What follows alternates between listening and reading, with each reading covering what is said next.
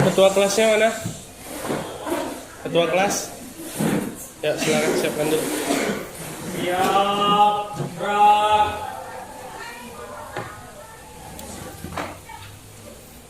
Ucap dan salam.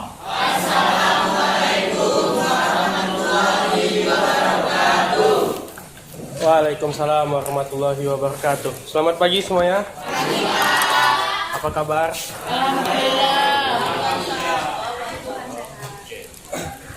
Oke, pada pagi hari ini yang saya hormati Ibu Habibah SPD selaku pamong Bapak di sekolah ini selama PPL. Baiklah, siapa yang masih ingat minggu kemarin Bapak ada nyebarkan angket? Ya. Ingat kan? Oke.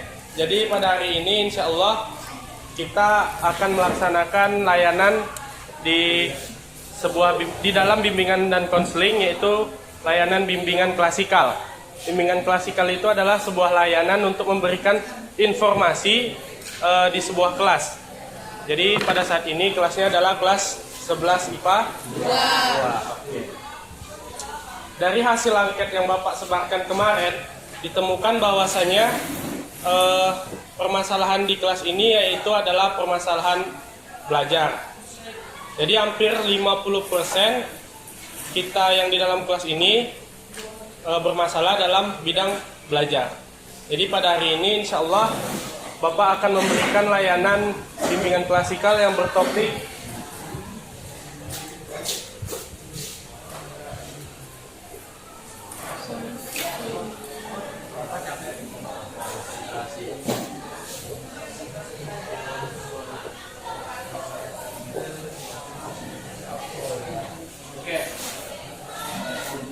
Namun sebelumnya Bapak mau selama proses Bapak menjelaskan ini, mohon HP-nya disimpan, tidak ada yang memegang HP, fokus dan konsentrasi terhadap materi yang Bapak berikan, karena inilah yang sebenarnya menjadi permasalahan kalian dalam belajar di sekolah.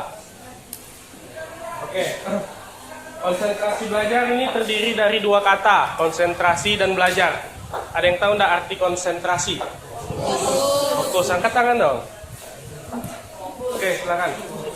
Fokus. Oke, bagus. Yang lain ada? Yang lebih lengkap lagi? Ada? Oke, kalau nggak ada, konsentrasi adalah sebuah kegiatan untuk memusatkan perhatian dan pikiran kepada sesuatu. Hampir sama dengan fokus, namun ini kita lebih memusatkan perhatian dan pikiran hanya kepada sesuatu saja.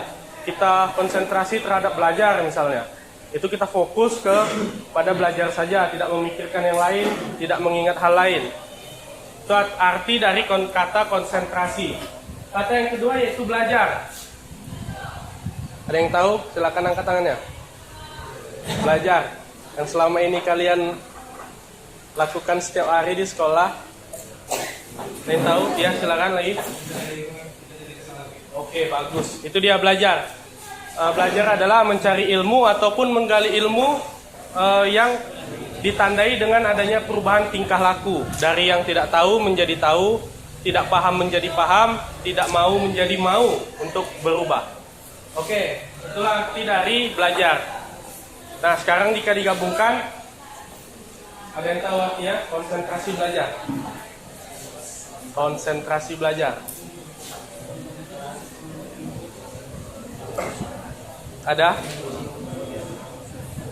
Baik, kalau nggak ada, baiklah, konsentrasi belajar adalah kemampuan seseorang untuk berfokus, baik itu pikiran ataupun perhatiannya pada saat proses pembelajaran berlangsung.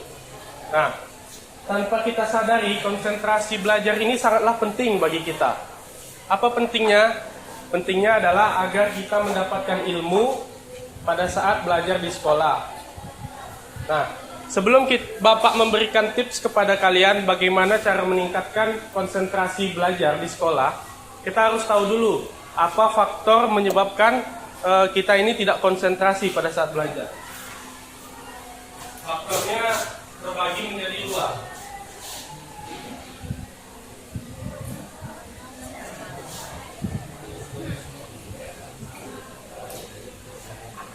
Yang internal apa aja? Ada yang tahu nggak? Internal ini yang berasal dari diri dia sendiri. Pikiran, oke, bagus. Pikiran. Nah, apa lagi? Niat. Oke, perasaan. Apa lagi? Niat. Niat, oke, bagus. Apa lagi? Tugas masuk nggak? Enggak. Kalau misalnya kita tidak mengerjakan tugas, terus ada pelajarannya hari ini, bisa nggak konsentrasi belajar? Bisa. Enggak kan? Masih kepikiran tugas kan? Menunda tugas.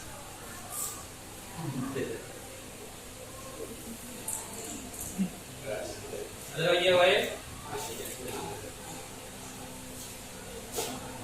Ada lagi nggak? Jangan takut ya. Jangan aktif aja, santai aja. Ada lagi nggak? Malas, oke, bagus.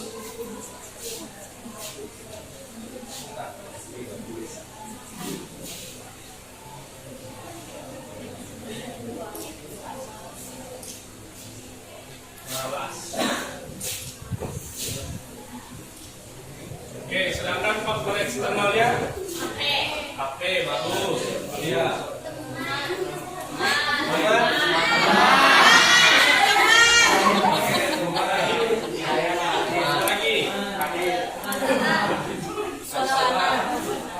Itu masuk internal karena permasalahan pribadi.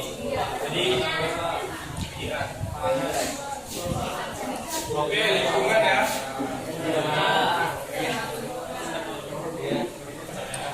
Oke, bagus.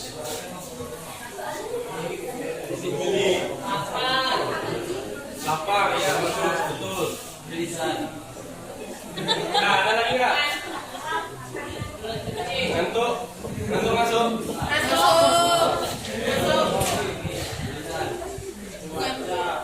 Oke.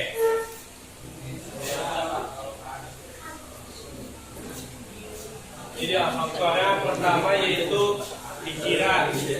Jadi kalau kalian mau konsentrasi pada saat proses belajar, jadi usahakan pikirannya yang lain-lain di luar belajar tuh disingkirkan dulu, dihilangkan dulu. Jangan dipikirkan ayangnya. Nah, ayang masuk enggak? Masuk. Bagi yang punya aja. Bagi yang punya. Oke, itu ya pikiran. Yang kedua yaitu kesehatan. Kesehatan ini sangat besar faktornya tuh untuk konsentrasi belajar. Contohnya ada yang tahu?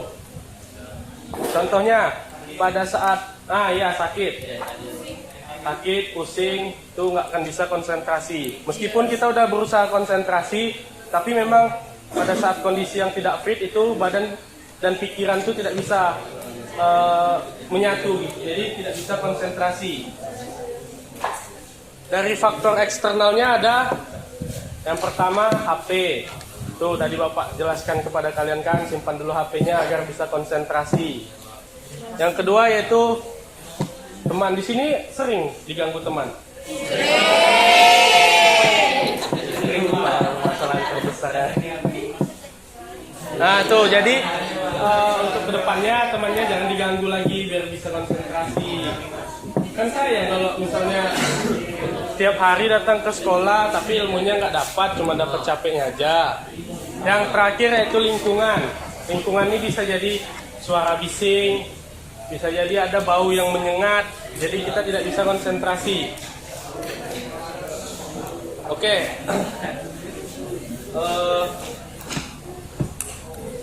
Ada yang tahu nggak kira-kira apa dampak kalau kita nggak konsentrasi belajar? Bagus, nggak dapat ilmu. Ketinggalan pelajaran, apa lagi? Karena tidak dapat ilmu jadi tidak tahu. Tidak tahu. Iya itu betul. Jadi apabila kita tidak konsentrasi pada saat belajar, maka kita tidak akan mendapat ilmu, tidak akan mendapat apa-apa. Yang dapat cuma capek. Apa lagi? Mendapat capek, terus Uang jajan habis. Nah, tuh. Jadi bisa dikatakan kalau kita nggak dapat ilmu itu kan sia-sia kan? Ya. Nah, setiap hari datang dari pagi sampai sore, hasilnya nggak ada, malah sia-sia. Oke.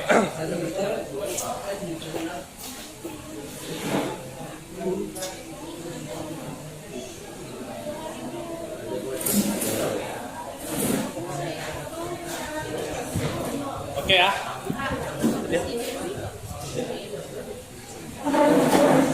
Sampai sini ada yang mau ditanyakan? Nggak ada? Oke, kalau nggak ada, nampaknya udah agak capek-capek dengannya. Kita cobalah dulu konsentrasinya ya. Kita Bapak kasih dulu ice breaking sedikit. Nih, lihat Bapak ya. Dengarkan clue-nya. Lakukan yang Bapak lakukan, jangan lakukan yang Bapak katakan. Misal, pegang hidung misalnya. Nah, sama aja. Pegang telinga misalnya. Maaf, lakukan yang Bapak katakan. Bapak yang nggak konsentrasi. Lakukan yang Bapak katakan ya. Jangan lakukan yang Bapak lakukan juga. Oke? Fokus ya. Pegang. Tungguin ya. Fokus. Pegang mata.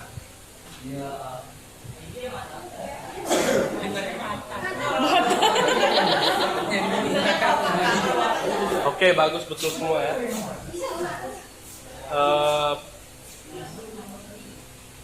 Pegang rambut.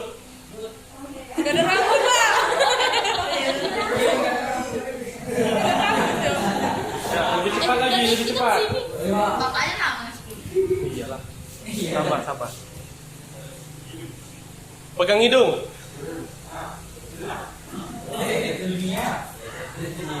Pegang telinga. Bapak kan yang ngasih instruksi. Yang salah.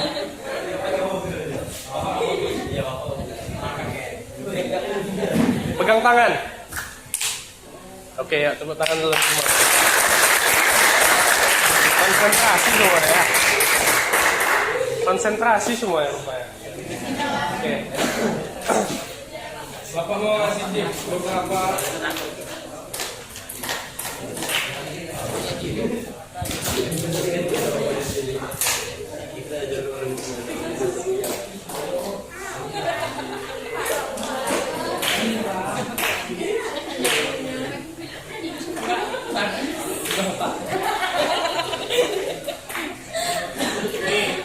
Tips supaya kalian berkonsentrasi saat belajar di sekolah. Yang pertama apa? Istirahat yang cukup. Istirahat yang cukup nih bisa tidur malam. Siapa sih yang sering begadang? Wah, siapa tuh?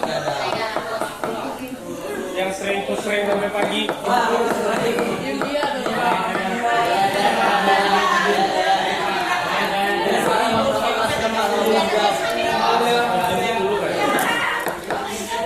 Itu udah tahu kan? Itu salah satu penyebab tidak konsentrasi di sekolah.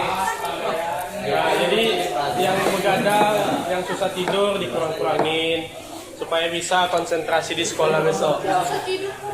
Tidur yang baik tuh berapa jam minimal? Ya, yang kedua apa lagi? Ada yang tahu? Ya, makan makanan yang bergizi. Ya.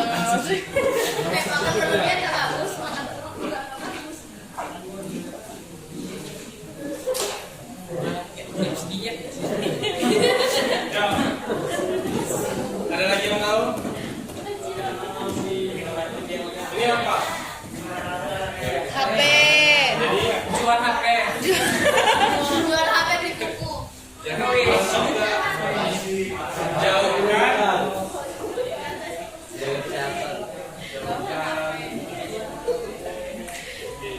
jauhkan Teman. Gak bisa, Pak. Belajar kan sekarang pakai ini yang paling ampuh nih. Yang paling ampuh karena yang Bapak lihat ya, selama Bapak PLP di sini, penggunaan gadget pada saat proses belajar itu sangat tinggi. Belum lagi gurunya menjelaskan, Lagi ngapain? Siapa yang sering kayak gitu? Siapa yo?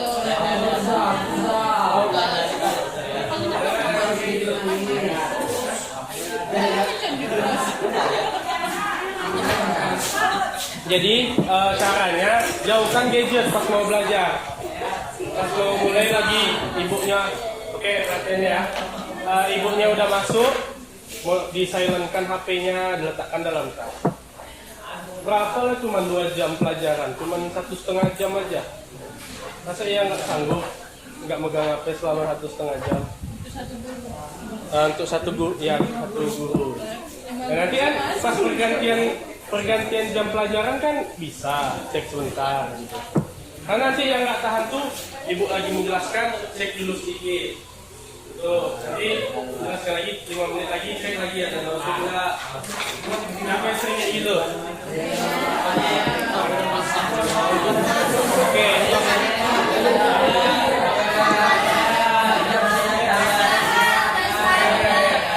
Introspeksi aja di rumah.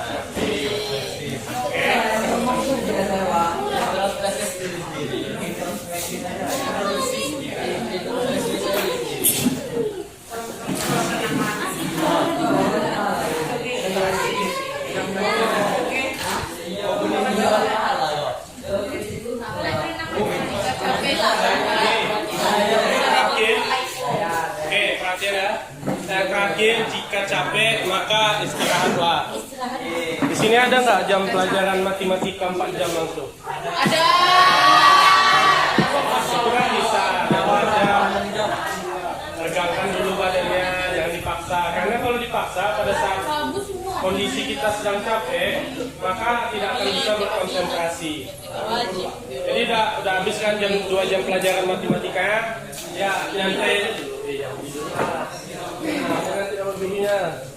Istirahat aja dulu, bisa tegak atau regangkan badannya supaya bisa fokus kembali. Nah, ini semua gampang terlaksana apabila satu hal. Motivasi. Nih, itu adalah kunci. Tanpa motivasi, maka kalian akan sulit untuk melakukan yang 4 hal itu. Tahu kan motivasi kan? Tahu. Oke, coba satu orang ada yang punya motivasi nggak? Maksudnya yang mengungkapkan motivasi belajarnya.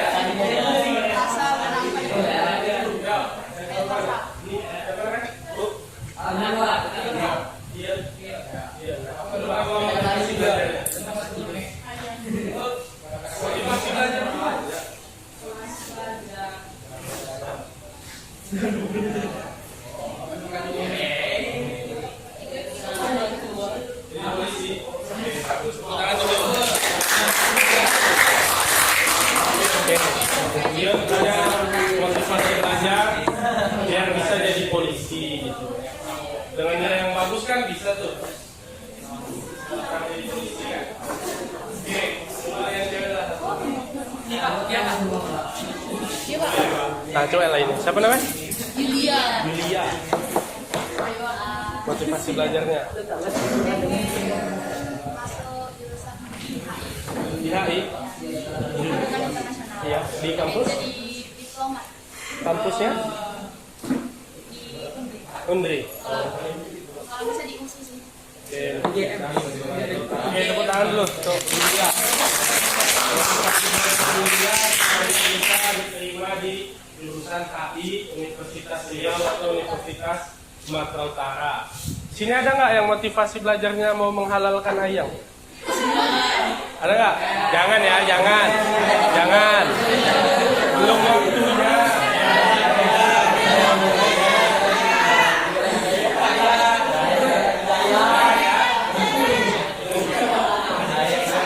Jangan sampai. Lebih baik dulu kalian membahagiakan kedua orang tua. Ada nggak yang motivasi belajarnya mau membahagiakan orang tua?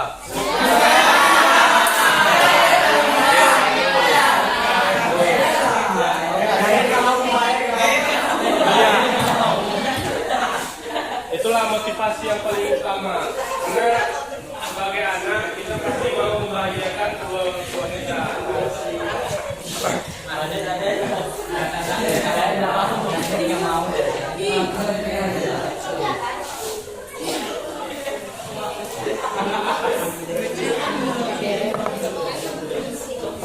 Tadi yang pas pembina upacara kan Pak bisa ya? Apa yang dibahas ya?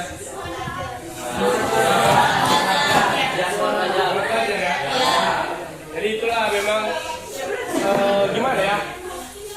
Memang musuh terbesar siswa-siswi sekarang ini adalah motivasi belajarnya rendah. Karena salah satu faktornya seiring perkembangan teknologi, penggunaan gadgetnya semakin sering lah. Bahkan ada sekarang fenomena yang dinamakan pubbing. Pubbing, FOMO, itu fenomena-fenomena baru. Tak ada yang tahu gak? Pubbing atau FOMO? Pubbing itu kalian nggak tahu tapi pasti kalian sering lakuin. Pubbing itu terdiri dari kata phone and snubbing.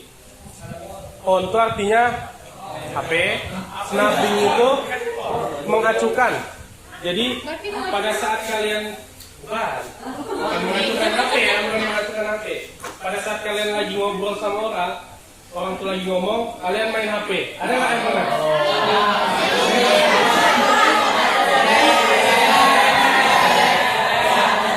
Itu salah satu fenomena baru di zaman sekarang.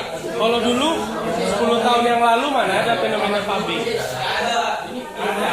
Nah sekarang inilah seiring perkembangan teknologi. Nah mungkin di pertemuan selanjutnya bolehlah kalau kita ada kesempatan lagi, bolehlah Bapak bahas tentang pubbing ini di kelas kalian ya. Karena nanti kalau ada waktu kita bahas lah sedikit ya. Terus ada fenomena satu lagi namanya FOMO. Kalian tahu juga? FOMO itu fear of missing out. Fear of missing out. Jadi seseorang yang FOMO itu yang Bapak katakan tadi, setiap 5 menit cek HP.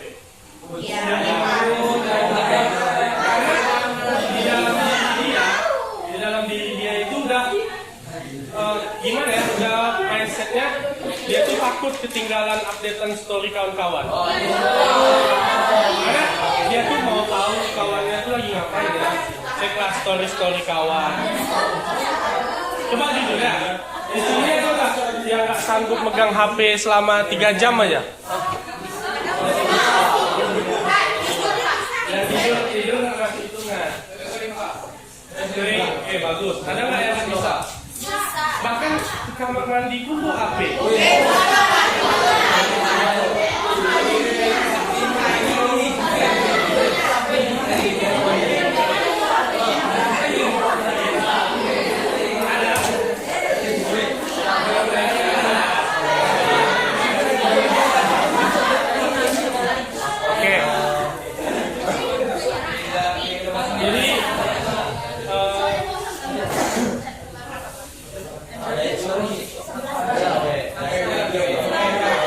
Oke lah, karena masih ada waktu, jadi Bapak mau membahas sedikit tentang pubbing ini.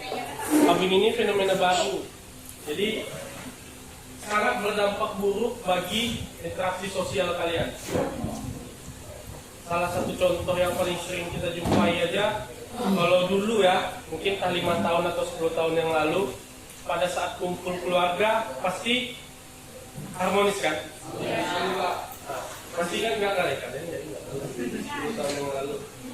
Nah, ingat lah ya, waktu masih zaman SD ya. Nah, pasti kalau pas lagi acara Idul Fitri atau acara-acara lain kumpul keluarga, pasti semuanya komunikasi, ngobrol, canda tawa, gurau. Zaman sekarang masih ada nggak? Masih. Kalau masih ada bagus, pertahankan. Nah itu juga salah satunya pada saat di rumah, pada saat kumpul keluarga kalian di rumah, pada saat makan malam itu pasti lebih cenderung fokus ke HP masing-masing. Enggak. Oke, kalau enggak bagus. Ini bagus karena menurut penelitian itu memang terjadi, terutama di kota-kota. Jadi keharmonisan itu udah sangat menurun untuk sekarang. Karena orang lebih takut lagi ketinggalan story kawannya daripada kumpul sama keluarganya. Jadi untuk kedepannya saran Bapak sih, kalau pada saat kalian di rumah pasti ada tuh nanti yang lagi main game, kadang lagi main game ada keluarganya ngajak ngobrol, ini lagi fokus main game, sehingga terjadilah apa ya, kayak kesal, berkecil hati, tersinggung bahkan, maka kehubungan itu yang akan menjadi tidak harmonis. Gimana kalau seandainya dalam perkumpulan keluarga bukannya kita merasa nyaman, malah kita merasa takut. Di keluarga sendiri, canggung di keluarga sendiri. Mungkin Nah, iya maksud takut kan kita melampiaskan dengan cara main HP ya kan? Oke.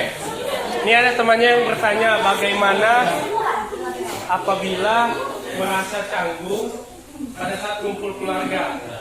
Nah, canggung ataupun malu ini terjadi mungkin karena kurangnya komunikasi kita. Coba lebih sering lagi komunikasi, lebih sering lagi. Biasanya canggung itu terjadi pada saat kita tidak nyaman, kan? Nah, tidak nyaman itu apa penyebabnya? Karena kita tidak pernah bercerita ataupun pada saat kita bercerita tidak didengarkan dengan baik. Nah, tidak didengarkan dengan baik itu bisa juga kita lagi cerita, yang lawan bicara kita main HP. Pasti kita malas kan lagi mau cerita kan, sehingga kita malas cerita sama dia, kita udah nggak enak sama dia, maka canggung sama dia gitu. Jadi kalau misalnya kita lebih sering lagi berkomunikasi, sini pasti punya sahabat-sahabat sendiri kan? Ada kan? Pasti nyaman sama sahabatnya kan? Nggak nyaman juga sama sahabat sendiri. Nah gini ya, kalau kita udah nyaman sama seseorang, karena kita pasti sering berkomunikasi. Misalnya kita lagi ada masalah, terus kita cerita sama orang.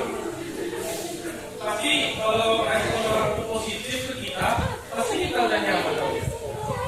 Ya ini Bapak tidak dalam konsep apa ya, pasang-pasangan enggak ya. Bisa jadi cowok sama cowok kan cerita curhat sama kawannya kan nggak ada masalah. Cewek sama cewek curhat sama kawannya nggak ada masalah. Nanti kalau udah nyaman, dimulai dari komunikasi itu tadi. Kalau udah komunikasinya bagus, lancar, kita cerita nyambung, pasti nyaman. Mau tidak ada lagi canggung-canggung sama sahabat sendiri. Begitu juga dengan keluarga. Jika memang dimulai dari awal sudah bagus komunikasinya, sering kumpul, sering ngobrol, sering cerita gitu. Ya. Gimana kalau yang mulai rasa canggung itu bukan dari kita sendiri tapi dari orang tua? Contohnya kayak orang tua menyibukkan kerja daripada anaknya gitu kan. Nah itu kan berarti si anak bakal merasa kayak dia tidak ketika berhadapan orang tua. Kalau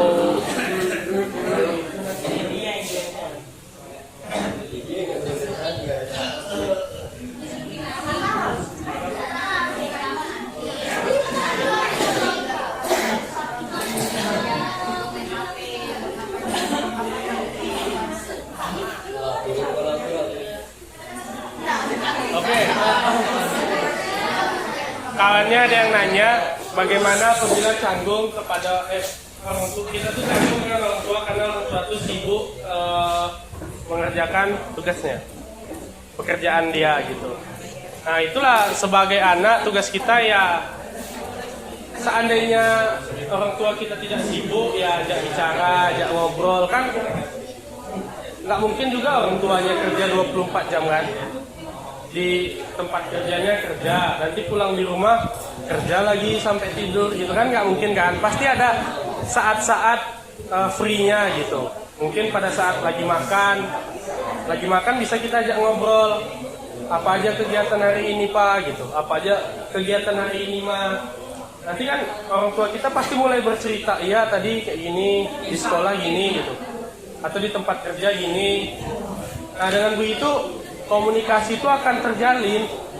Dengan adanya komunikasi itulah terbangun rasa nyaman di rumah. Itu juga salah satu faktor banyaknya anak yang tidak nyaman di rumah karena kurangnya komunikasi dengan orang tua. Oke, kembali ke topik kita tadi, konsentrasi belajar. Ada yang mau ditanyakan? Ya, silakan. Siapa namanya? Julian Syah.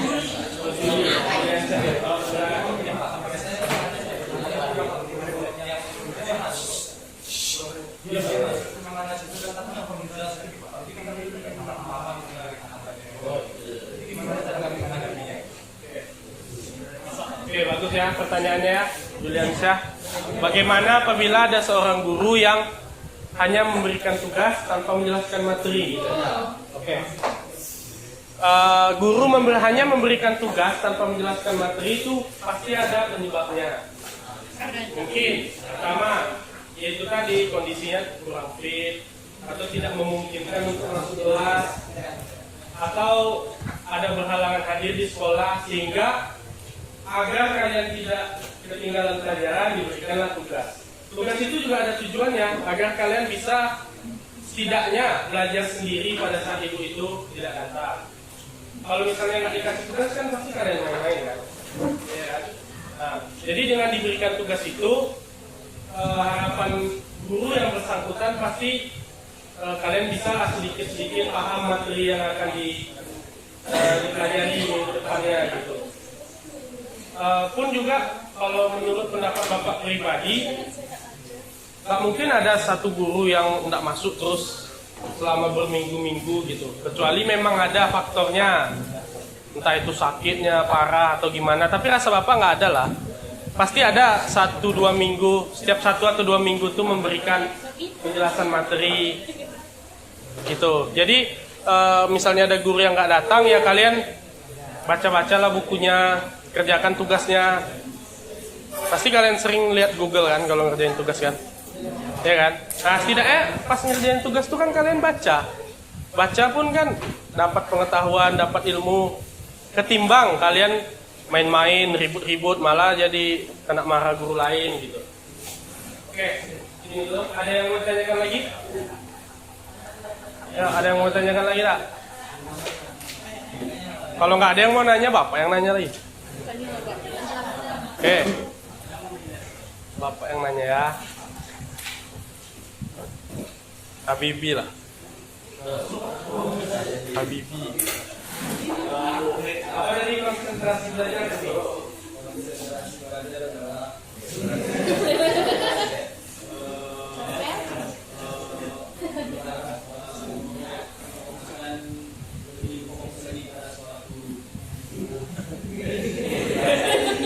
Itu konsentrasi. Ini konsentrasi belajar.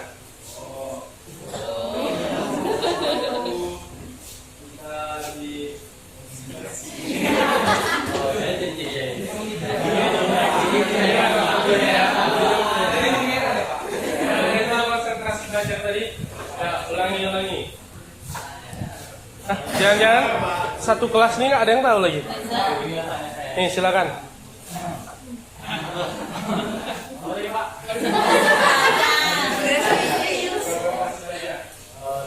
Lebih fokus pada memfokuskan diri pada saat proses pembelajaran berlangsung. Ya itu. Tepuk tangan dulu. Memusatkan perhatian dan pikiran pada saat proses pembelajaran. Harapannya apa? Harapannya itu mendapat ilmu, mendapat pengetahuan, mendapatkan pengalaman sebagai bekal untuk kalian masa depan nanti. Oke, sampai sini ada yang mau ditanyakan? Ada yang mau ditanyakan enggak?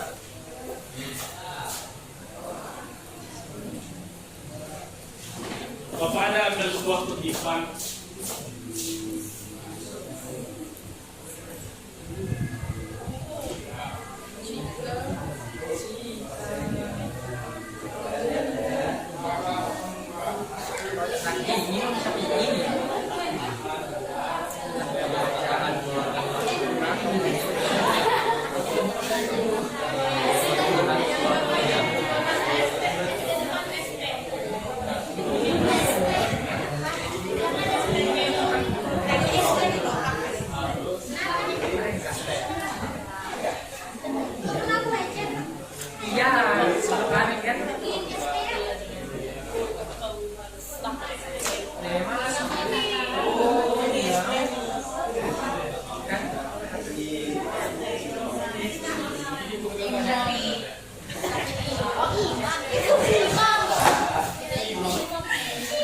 Ada satu orang yang mau baca.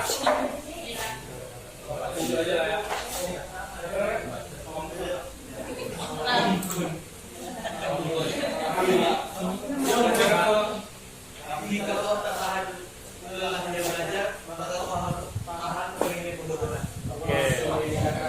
Tepuk tangan dulu. Kata-kata ini diungkapkan oleh Imam Syafi'i. Jika kau tak tahan lelahnya belajar, maka kau harus tahan perihnya kebodohan. Ini sebuah kata-kata tapi maknanya dalam ya. Jadi lebih baik kalian tahan aja lelahnya belajar daripada kalian harus menahan perihnya kebodohan. Oke, sampai sini ada yang mau ditanyakan? Bapak mau satu orang menyimpulkan materi Bapak hari ini? Satu orang. Ada yang bisa? Kalau bisa silakan angkat tangan. Kalau bisa dapat door prize. Ada dia.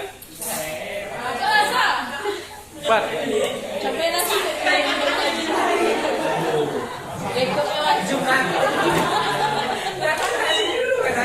Ya, ada nggak yang mau?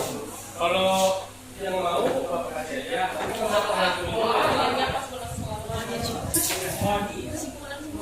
Ya, secara keseluruhan aja. Ya, silakan dengan saya. Terus, dengarkan soalnya. Dan teman-teman berbagi hubungan. Misalkan menjawabkan semuanya dari mata kasih dan dari konsentrasi belajar. Dan kalau kita bisa belajar, sebenarnya kita harus mengenalkan diri, makan makanan sehat dan yang lainnya adalah bersifat positif dari kegiatan sendiri.